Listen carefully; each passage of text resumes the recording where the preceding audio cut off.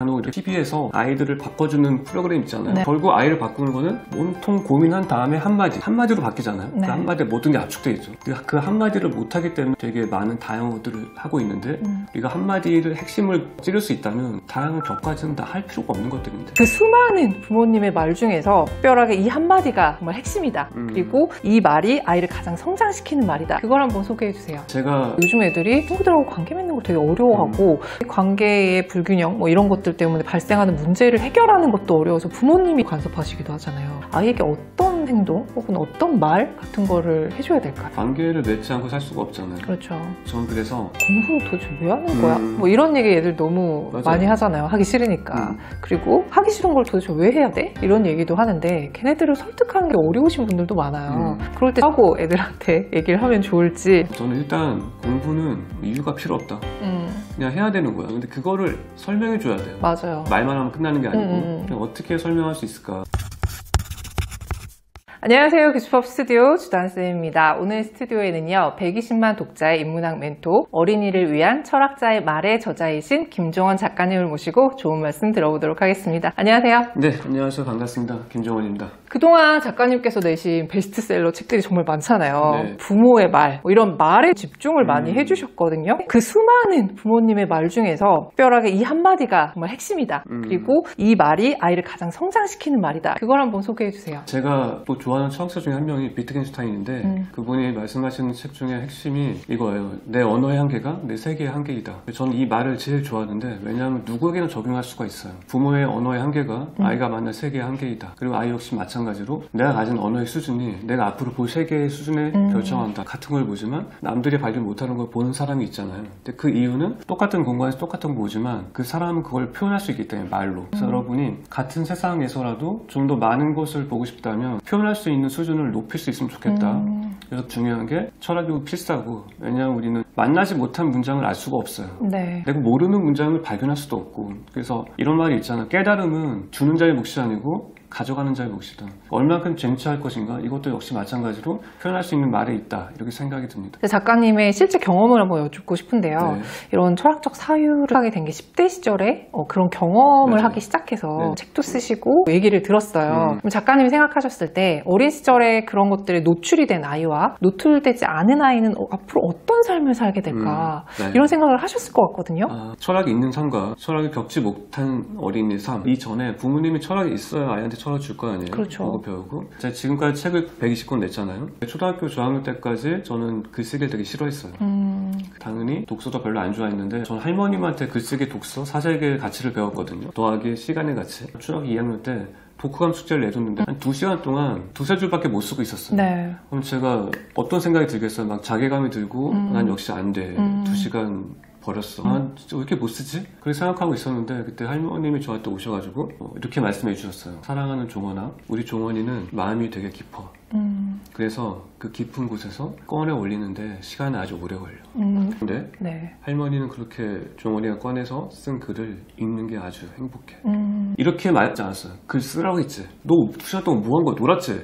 숙제 낸 거 못하겠으면 빨리 시작했어야지. 이렇게 말하지 않고, 네. 다 들어보니까 글을 써야 되겠고, 내 2시간 보낸 것은 헛된 시간이 아니었고 올라오는 시간이었고 네네. 과정이었고, 그렇게 올라온 글을 할머니가 내 첫 독자가 되어주신다. 할머니 행복하게 해주고 싶어서 나 써야 되겠네. 그렇게 써게 됐어요. 근데 이 과정에서 이 한마디로 다 통하는 게 아니에요. 네. 이 한마디가 있었다면 그 수많은 다른 한마디가 있겠죠. 네. 저는 할머니한테 가장 많이 들었던 게, 우리 종원이라면 아무 걱정이 없지. 뒤에 알아서 하니까 안 하셨어요. 그건 제가 넣은 거죠. 네. 알아서 해야 되겠다. 들어보니까.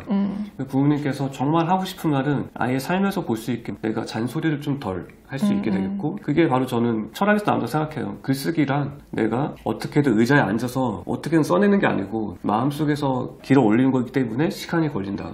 그래서 너는 시간을 보내는 게 당연한 거야. 원래 마음을 쓰는 거니까, 글쓰기는. 그래서 잘 쓰고 못 쓰고도 없어. 네가 쓰고 나서 남의 평가를 바랄 필요도 없어. 네 마음을 썼는데 왜 남한테 평가를 바래? 이렇게 얘기를 다 해주지 않았지만 그냥 그렇게 한마디만으로 이게 이렇구나. 그래서 저는 지금도 글 써서 누구한테 보여주거나 평가를 바라거나 못 썼나 잘 썼나 맞냐 틀리나 물어본 적이 없어요. 글쓰기는 마음쓰기이고 마음쓰기는 틀리고 맞고 없으니까. 네. 이게 첫 번째 철학이었고, 왜 말 언어이냐 저한테 항상 물어보셨는데, 저는 부모 교육, 공부, 모든 삶의 영역이 다 언어에 통합됐다고 생각을 해요. 간혹 피해서 아이들을 바꿔주는 프로그램 있잖아요. 네. 결국 아이를 바꾸는 거는 온통 고민한 다음에 한마디로 바뀌잖아요. 네. 그 한마디에 모든 게 압축되어 있죠. 그 한마디를 못하기 때문에 되게 많은 다양어들을 하고 있는데 우리가 한마디를 핵심을 찌를 수 있다면 다양한 격까지는 다 할 필요가 없는 것들인데 격까지만 하다 보니까 핵심이 안 되는 거죠. 지금 글쓰기를 말씀드렸고 두 번째는 독서인데 독서도 제가 항상 말씀드린 거지만 아이한테 소중한 것은 부모님께서 그것에 대한 철학이 있어야 돼요. 독서에 대한 철학을 물어보면 아무도 대답하지 못해요. 네. 생각해 본 적이 없으니까. 제 삶의 스승이 괴테인데 괴테가 어렸을 때 천재 독서법 훈련 받았어요. 할머니한테. 어린 괴테가 잠들 때마다 동화책을 읽어주는데 가장 인상 깊은 곳에서 딱 덮는 거예요. 그리고 뭐라고 하냐면 괴테야 너라면 다음에 이야기 어떻게 쓸 거야? 네가 작가라면 어떻게 쓸 거야? 이게 처음에도 잘 안 돼. 괴테도 그때 안 됐어요. 반항을 했죠. 내가 작가도 아닌데 어떻게 쓰냐. 그랬더니 할머니께서 마치 제 할머니처럼 작가는 특별한 사람이 되는 게 아니야. 그냥 네 생각을 쓸 수 있으면 너는 작가가 되는 거야. 그냥 네 생각을 편하게 써보렴. 네. 이렇게 얘기해 주니까 그냥 편하게 쓰게 된 거예요. 보통의 부모님들은 아이가 이거 쓰면 좋을 것 같은 책을 사서 이렇게 주면서 5분도 안 되는 놀고 있으면 바로 이렇게 나오잖아요. 책 다 읽었니? 다 읽고 노는 거야? 이렇게 나오는데 제 할머니가 어떻게 말씀하셨냐면 다 읽었니가 아니고 읽다가 어디에서 멈췄니? 이렇게 말씀하신 거예요. 다 읽었니라는 말은 결과의 언어예요. 읽었으면 됐어. 끝. 근데 어디서 멈췄니는 계속 질문이 쏟아져요. 네. 왜 멈췄어? 멈춰서 어떤 생각했어? 그 생각한 것을 일상에 실천하려면 어떻게 해야 될까? 이 3단계 질문이 이어지죠. 이게 아이들을 생각하게 하죠. 다 읽었으면 생각하지 않아. 다 읽기 위해서 읽는 독서는 생각이 빠진 독서예요. 아이가 한 번도 멈추지 않고 다 읽었다면 이건 아이가 한 번도 생각해 본 적이 없다. 근데 제가 1년에 한 권을 읽을 수 있는 이유는 읽을 때마다 질문을 품고 읽어요. 그럼 질문에 맞는 답이 딱 나오죠. 펼치기만 하면. 아이도 마찬가지. 내가 어떻게든 한 줄을 잡아채고 말 거야. 그러면 한 줄 잡아채겠죠. 잡아채는 게 그냥 잡아채는 게 아니죠. 왜 잡아챌까? 내가 그 잡아챈 문장을 말로 설명할 수 있으니까 잡아채는 거예요. 일단은 흥미가 있고 네. 우리는 설명할 수 있는 것만 볼 수 있어요. 왜 무슨 멈췄어? 어떻게 생각했어? 이걸 어떻게 실천할래? 하면서 이 세 가지 질문을 통해서 아이의 생각을 깊어지게 만들 수 있고 그게 바로 독서와 글쓰기로 아이의 삶에 철학을 이식해주는 그런 방법이 아닐까 생각이 됩니다. 아이들이 공부를 잘하기 위해서는 태도가 굉장히 중요하잖아요. 학습 습관이라던가 도전 정신이라던가 꾸준함이라던가 이런 것들을 집에서 좀 지도해 주려고 많이 애를 쓰시는데 애들이 생각보다 말을 안 듣잖아요. 이럴 때 부모님들이 어떤 깨달음, 어떤 가르침, 어떤 철학을 가지고 얘기를 해야 될지. 아이들이 뭔가 얘기를 하면 말을 안 듣고 좋은 태도가 만들어지지 않는 이유는 네. 저는 시간에 대한 가치를 모른다고 생각해서 그래요. 학교 갔다 오면 학원 가기까지 시간이 많지 않잖아요. 그럴 때 이제 부모님께서 아이가 뒹굴뒹굴거리면서 핸드폰 하고 있으면 네. 공부하고 왔으니까 쉬었다 가라 생각하면서 여유롭게 봐주는데 맞아요.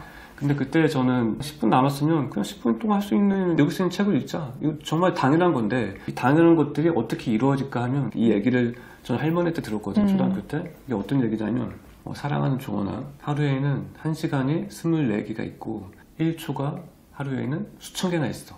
너는 무엇이든지 할 수 있단다. 이런 말씀을 저한테 해주셨어요. 그리고 나서 할머니가 만약에 놀고 있다. 맨날 놀고 있고 드라마 보고 있고 아무것도 안 하고 있다 그러면 제가 입만 살았네. 이렇게 생각하겠지만 네. 할머니는 입만 산 게 아니었어요.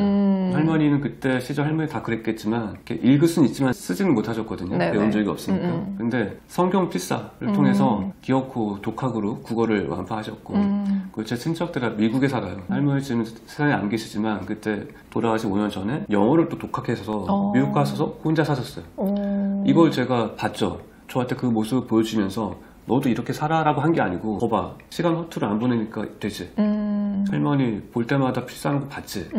항상 가면 깜지처럼 이렇게 필사하고 계셨어요. 네네. 그 제가 필사를 괜히 강조하는 게 아니거든요. 전 이 가치에 대해서 어렸을 때부터 느꼈고 그리고 내가 필사하면서 시간 보내는 것이 얼마나 가치 있는 일인지 알았고 저는 보통 새벽 4시에 일어나요. 4시에 일어나서 아침 7시 반에 인스타그램에 3시간 반 동안 쓴 글을 올리거든요. 매일매일 2년 넘게 하고 있는 이유는 할머니께서 주신 가치를 내가 실천하고 있다.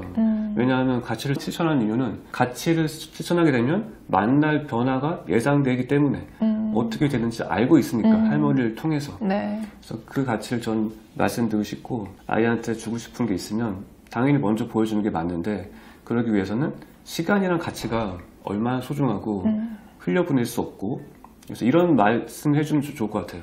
우리가 흘러가는 시간을 아깝게 생각하지 말고 돈으로도 살 수 없을 만큼 이 시간을 귀하게 보내자. 그래서 같이 있는 그 공간을 되게 귀하게 보냈으면 좋겠습니다.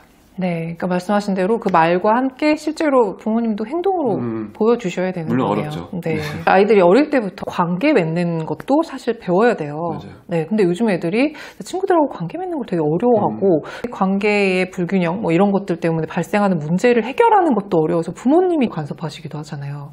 네, 그럴 때 부모님 간섭하시기보다 아이가 직접 움직이게 하면 당연히 뭐 훨씬 좋은 상황이 될 텐데 아이에게 어떤 행동 혹은 어떤 말 같은 거를 해줘야 될까요? 관계를 맺지 않고 살 수가 없잖아요. 그렇죠. 저는 그래서 관계를 말하기 전에 나라는 존재에 대한 그 정의를 해야 될 것 같아요. 저는 그런 문제를 고민하고 있는 부모님한테 아이한테 이렇게 말하라고 그래요. 보통 아이들이 학교에 들어가면 인기 있고 싶어. 네. 혹은 친구 많고 싶어. 그러고 싶은데 생일 파티에 초대받지 못했다. 그럼 되게 마음 아파하잖아요. 맞아요. 근데 그럴 때 아이가 돌아와서 엄마 나 인기 진짜 없어 어떻게 하지? 짜증나. 그러면 할 말이 별로 없어요. 그렇죠. 그런데 관계에 대한 케이스는 엄청 많아가지고 책 몇 권으로 모자라거든요. 네네. 저는 본질을 모르기 때문에 난다고 생각하는데 아이한테 이렇게 물어보는 거예요. 넌 세상에서 가장 외로운 사람이 누군 것 같아요? 그럼 그 아이는 친구 때문에 고민하고 있으니까 생일 파티 초대받은 사람, 나. 아니면 인기 없는 친구, 나 같은 사람 이렇게 얘기할 거예요. 그럴 때 이렇게 얘기하는 거죠. 세상 가장 외로운 사람은 혼자 있지 못하는 사람이야. 혼자 있지 못하는 사람은 100명이랑 같이 있으면 100배로 더 외로워. 그 안에서 정말 더 외로워지거든. 그렇게 얘기하면서 혼자 있는 가치를 알려주는 거예요. 우리가 혼자 있지 못하는 사람은 무엇도 할 수 없다고 이렇게 항상 얘기하잖아요. 어떻게 하면 그 가치를 알려줄 수 있을까? 네. 또 고민해요. 맞아요. 근데 그 가치를 알려줄 때 저는 동시에 두 가지를 해결할 수 있는 게 있다고 생각하는데 아이들이 스마트폰 중독에 되게 심하게 빠져 있잖아요. 혹은 게임, 네. 아니면 뭔가 중독이 다 나쁘잖아요. 그런 거에 빠진 것을 동시에 구하면서 혼자의 가치를 알려주는 거. 그게 바로 저는 글쓰기, 곧 필사라고 생각하는데 모든 부모님 다 글쓰기를 해야 된다고 생각을 해요. 글로 써야만 내가 아이한테 줄 수 있는 것을 말로 표현할 수 있기 때문에 보통 아이랑 같이 있을 때 여러분 다 SNS 계정이 있을 거예요. 근데 아마 공유만 하겠죠. 네. 아무것도 안 저장만 하고. 네, 저장만 하고 했던 저장 또 하고. 근데 그런 삶에서 벗어나서 이제는 아이랑 같이 있을 때 핸드폰 꺼내서 열심히 글을 쓰는 거야. 자기 계정에 써서 업로드해요. 그럼 이게 이렇게 한 달 지나면 아이가 옆에 와서 물어봐요. 엄마 뭐해? 반복된 행동이 이상하니까 엄마 SNS 계정에 글 써서 올리고 있어 매일매일. 그럼 이때 하고 싶은 말 하면 안 돼. 너도 글 쓸래? 이 말을 하면 안 돼. 그죠. 참아야 돼. 근데 한 달 또 지나. 엄마가 핸드폰을 들었어. 이제 못 쓰려고 그래. 그러면 이제 애가 자기 입으로 얘기하죠. 엄마 또 글 쓰는구나. 전 이 두 달째 이 변화가 되게 아름답다고 생각을 해요. 네. 핸드폰으로 글 쓸 수 있는.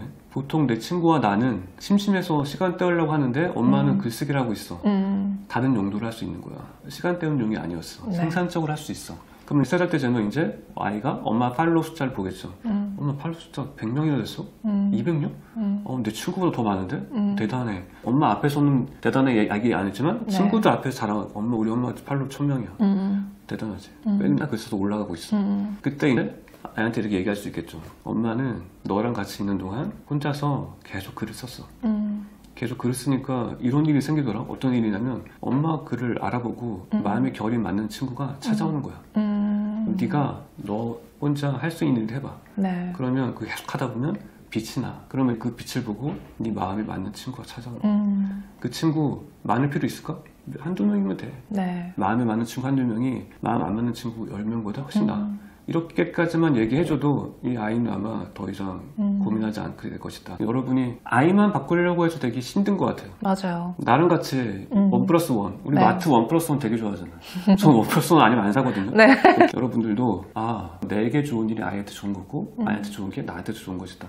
내 크기만큼 아이는 성장하고 아이가 큰 만큼 나도 큰다. 이렇게 생각하시면 더 하루하루가 아름다우실 것 같습니다. 네. 공부를 지도를 하다 보면 공부는 도대체 왜 하는 거야? 뭐 이런 얘기 애들 너무 맞아요. 많이 하잖아요. 하기 싫으니까. 그리고 하기 싫은 걸 도대체 왜 해야 돼? 이런 얘기도 하는데 걔네들을 설득하는 게 되게 어려우신 분들도 많아요. 그럴 때 작가님은 뭐라고 애들한테 얘기를 하면 좋을지. 저는 일단 공부는 이유가 필요 없다. 그냥 해야 되는 거야. 근데 그거를 설명해 줘야 돼요. 맞아요. 말만 하면 끝나는 게 아니고 그냥 어떻게 설명할 수 있을까. 저는 최근에 찾은 방법이 신문을 읽기.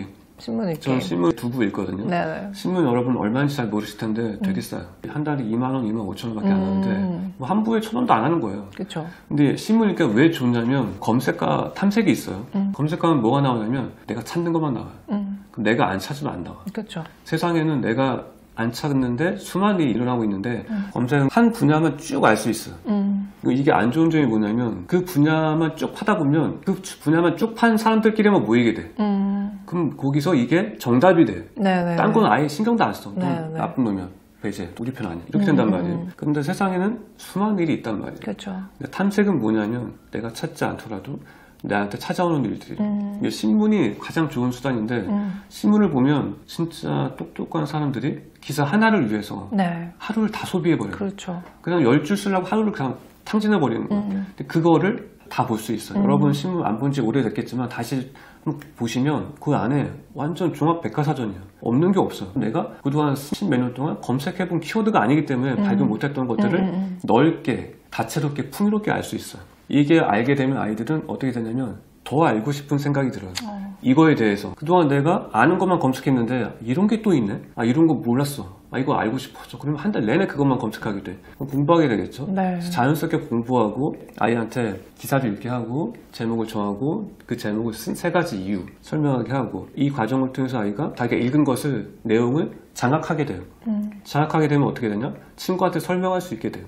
그럼 이거를 하나의 기억처럼 내 저장소에 남길 수가 있어요.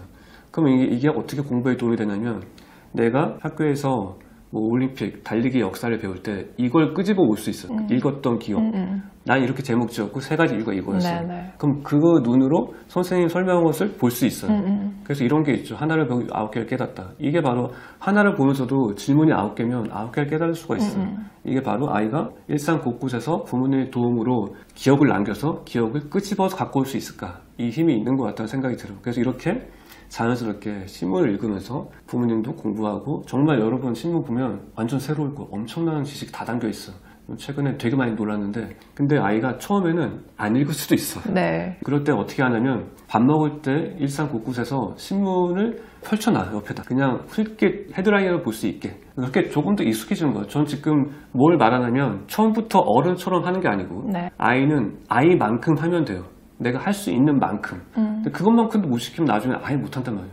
지금 할 수 있을 만큼 시키면 내일은 좀 더 늘어나겠죠. 그래서 지금이 시작이다. 끝이 아니고 시작해야 끝낼 수 있잖아요. 여러분 시작이 저는 진짜 아이가 만날 기적이라고 생각하면서 항상 그 시작을 강조하고 싶네요. 여기까지 들으시면 이제 작가님이 쓰신 이 책이 너무 궁금하신 분들 많으실 것 같아요. 어린이를 위한 철학자의 말이라고 아이들 대상 책인데요. 맞습니다. 네, 작가님 입장에서 이 책을 어떻게 활용하면 좋은지 소개 한번 부탁드릴게요. 이 책을 제가 왜 내게 되었냐면 하루는 이런 비슷한 내용을 SNS에 올렸어요. 유튜브 같은 데 올렸는데 네. 한 초등학생 아이가 댓글을 달았어요. 아까도 관계에 대해서 물어보셨잖아요. 네. 근데 있는 책 내용인데 어떻게 남겼냐면 아 이거 엄마도 아빠도 안 알려줬던 건데 작가님 덕분에 제가 어떻게 해야 되는지 알았어요. 완전 이해했어요. 네. 정말 감사해요. 후배 작가들이 저한테 어떻게 하면 글을 잘 쓸 수 있냐 물어보는데 그럼 저는 이렇게 얘기해요. 사랑에 대한 글을 써봐. 그런데 그 안에 사랑이라는 단어는 쓰면 안 돼. 그런데 다 읽고 나면 사랑이 느껴져야 돼. 이게 저는 부모의 언어가 돼야 된다고 생각을 해요. 네. 공부해? 가 아니고 책 읽어?가 아니고 다 들었더니 공부해야 되겠네. 내가 지금 이럴 때가 아닌데. 네네네. 그런 게 되게 어려워요. 어렵죠. 어렵죠. 그래서 제가 대신 해주는 거예요. 철학자 말 통해서 네. 이 철학자들은 어떻게 자기 아이한테 책을 읽어야 된다. 글을 써야 되냐. 왜냐면 철학자들 책을 읽으면서 이런 생각 들잖아요. 나도 독서 해야 되겠네. 네. 나도 생각 좀 하고 살아야 되겠네. 글 써야 되겠네. 이 가치를 아니까. 그래서 아이들에게 가장 이해할 수 있게 언어로 변주해서 다 읽고 나면 내가 지금 시간을 이렇게 함부로 쓰면 안 되겠네. 게임도 중요한데 게임 그만하고 숙제해야 되겠다. 다 하고 하자. 왜냐하면 시간은 중요하니까. 그리고 내가 부모님한테 그동안 너무 심하게 얘기했네. 부모님한테 얘기할 때 2번, 3번 생각하고 얘기하자. 그래야 예쁜 말이 나오니까. 한 번 생각하고 얘기하면 정보만 전할 수 있지만 2번 생각하고 얘기하면 마음까지 전할 수 있어. 난 그 가치를 알고 있지. 그리고 뭐 엄마한테 아빠한테 맨날 거짓말 했었는데 아예 거짓말하면 안 되겠다. 우리 가족한테는 거짓말이 어울리지 않아. 이렇게 스스로 생각할 수 있다면 네. 아이도 충분히 해낼 수 있고 근데 그렇게 10살 때부터 그런 교육을 받고 자란 아이와 받지 못한 아이는 그 얼마나 살아갈수록 더 큰 경로를 밟게 될까? 전 그걸 보면 마음이 너무 아파요. 그래서 더욱더 귀한 마음을 담아서 열심히 썼습니다. 여기까지 작가님의 좋은 말씀 들었습니다. 오늘 들으시면서 많은 생각들 드셨을 것 같아요. 아이랑 같이 철학에 대해서 얘기해보고 싶으신 분들은 작가님 책에 많은 관심 가져주시면 좋을 것 같습니다. 수고 많이 하셨습니다. 네, 감사합니다. 감사합니다.